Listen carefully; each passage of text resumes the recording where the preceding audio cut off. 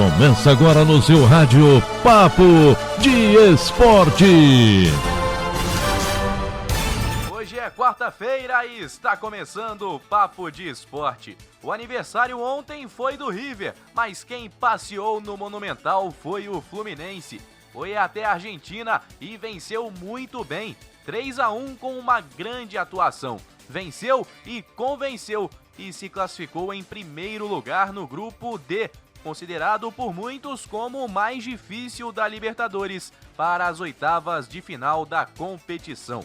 O Flusão tá on, com Fred de garçom ainda, porque o camisa 9 do Fluminense ontem não fez gols, mas deu duas importantes assistências. E o Fluminense alcançou com essa vitória um feito raro. Tornou-se o segundo time da história a vencer os dois gigantes argentinos em seus respectivos estádios. O River Plate no Monumental de Núñez, vitória conquistada na noite de ontem, e o Boca Juniors na Bombonera. Além de garantir vaga nas oitavas de final da Liberta, o tricolor alcançou marca que pertencia apenas ao Cruzeiro. A vitória do Fluminense sobre o Boca Juniors foi em 2012, também em uma fase de grupos da competição. Comandados por Abel Braga, Fred e Deco garantiram o placar de 2-1 à época e quebraram a invencibilidade de 36 jogos do adversário.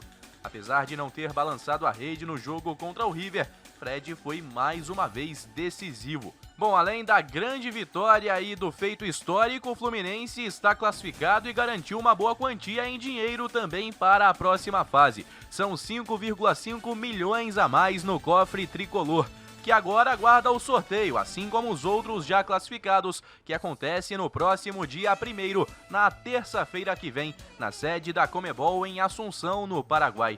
Bom, seguimos falando sobre Libertadores porque tem mais brasileiro classificado, e classificado com a melhor campanha da fase. É o Atlético Mineiro, que passeou sobre o Laguaira, venceu por 4-0 em mais uma grande atuação e terminou a fase de grupos com 16 pontos. O São Paulo foi outro que venceu ontem, mas não foi o suficiente para conseguir a liderança do grupo.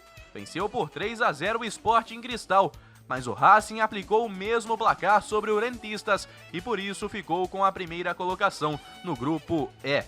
Olha, aí é interessante a gente observar também porque esse sorteio da Libertadores promete desde já.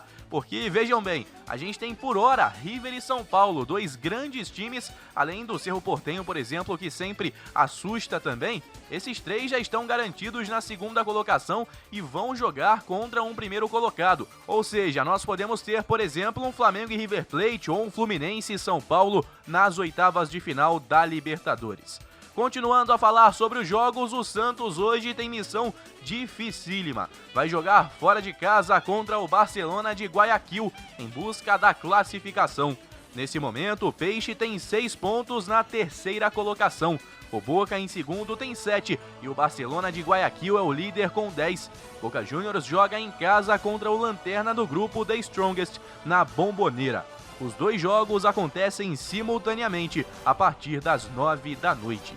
O Inter também entra em campo hoje, mais cedo, às 19 horas, buscando assegurar a primeira colocação e deixar para trás aí o fantasma de mais um vice-campeonato no Gauchão. Recebe o Always Ready no Beira-Rio, enquanto o Olímpia joga em casa contra o Deportivo Táchira. Nesse momento, o Inter e Deportivo têm 9 pontos cada um. Always Ready e Olímpia têm 6. Apenas uma tragédia tira a classificação do Inter, mas a vitória seria importante para, além da primeira colocação, dar confiança também ao time de Miguel Ángel Ramírez.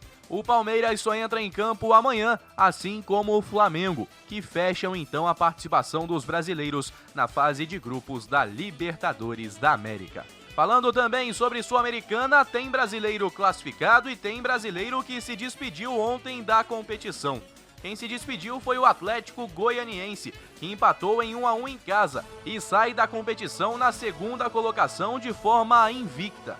Foram 2 vitórias e 4 empates, nenhuma derrota, mas o Libertad conseguiu mais pontos, ficou com 13 e está garantido na próxima fase da Sula.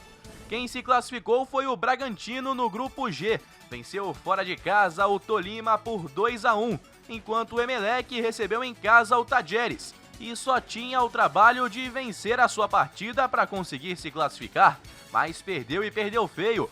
4-1 para o Tajeres e classificação do Bragantino assegurada.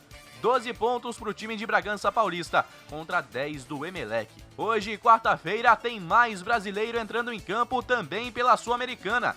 O Corinthians se despede jogando contra o River Plate do Paraguai. O grupo tá então entre Peñarol e River Plate do Paraguai porque o Timão já está eliminado. O outro brasileiro que entra em campo hoje ainda tem chances de classificação, mas a vida do Bahia é muito complicada. Joga em casa às 19h15 contra o Montevideo City Torque. Mas o Independiente, que é o líder do grupo com 3 pontos a mais, recebe o Guabirá, que também perdeu seus 5 jogos até agora na competição e tomou 17 gols. Para o Bahia se classificar, precisa vencer o Montevideo e torcer por um tropeço muito difícil de acontecer do Independiente em Avejaneda. E a última de hoje é na UEFA Champions League. Ederson, Fernandinho, Gabriel Jesus e Thiago Silva. A final da Champions entre Manchester City e Chelsea no próximo sábado pode ter 4 brasileiros em campo e igualar um recorde alcançado em outras 6 ocasiões na era moderna da competição. Se os técnicos Pepe Guardiola e Thomas Tuchel repetirem os jogadores utilizados nos jogos de volta da semifinal, o número será alcançado. Ederson, Fernandinho e Thiago Silva foram titulares, enquanto Gabriel Jesus saiu do banco de reservas. O Brasil tem tudo para ser o segundo país mais representado na decisão, ao lado da Alemanha, que deve ter Gundogan, Rudiger, Havertz e Werner, e atrás da Inglaterra, com Walker, Stones, Foden, Sterling, James e Mount. Aliás, isso é bem plausível, né? Afinal de contas, temos 2 times ingleses nessa decisão da UEFA Champions League. É o Brasil sempre muito bem representado pelos craques brasileiros do futebol europeu.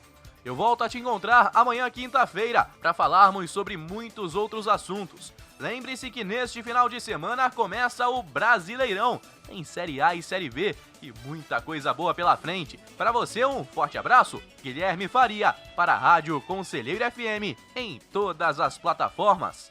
Tchau!